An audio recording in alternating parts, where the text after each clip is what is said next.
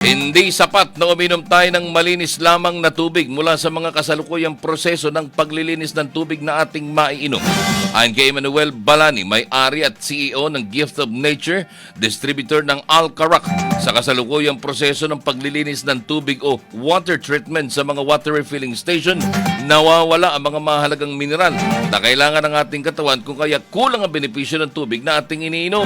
Hindi naman anya sapat ang pagiging malinis ng purified water lamang dahil may mga naiiwan pa din itong mga contaminants na maaari namang magdulot ng sakit.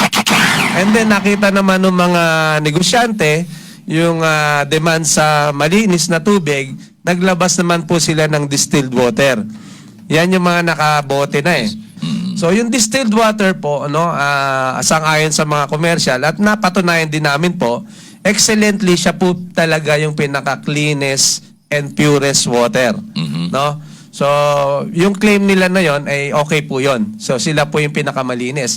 Kaya lang, dahil nga po sa procedure ng paglilinis ng tubig, pati sa mga purified, nawala na po yung minerals na kailangan po natin. Dahil dito, sumunod na proseso naman ay ang alkalinization ng tubig gamit ang iba't ibang prosesong dimakina at ang natural na paraan.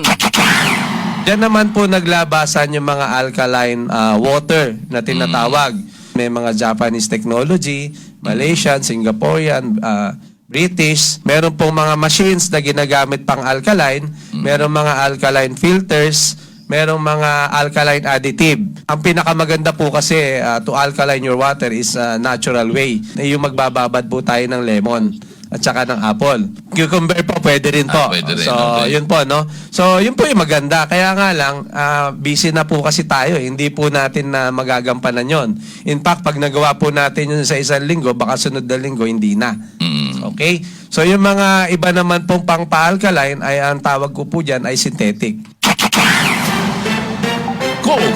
Balita. Mga balitang eksklusibo dito sa Balita. Ang tinig ho yan ni Emmanuel Balani, may-ari at CEO ng Gift of Nature na distributor naman ng Alcarac. Para umano sa ganitong proseso ani Balani, nagbabago naman o pa sa proseso naman ng alkalinization, nagbabago ang lasa ng tubig kung kaya hindi rin ito maiinom na basta lalo na ng mga bata. Payo ni Balani, para walang mabago sa sitwasyon, gumamit na lamang ng Alcarac. At yan ang mga detalye ng ating Balita ngayong umagang ito ng Martes, ika-5 sa buwan ng Setyembre taong 2023. Nangalan po ng ating mga nakasama sa control, kasama natin si Engineer Johan Parham. Ako naman po inyong naging tagapagbalita, GM Ronnie Ramos.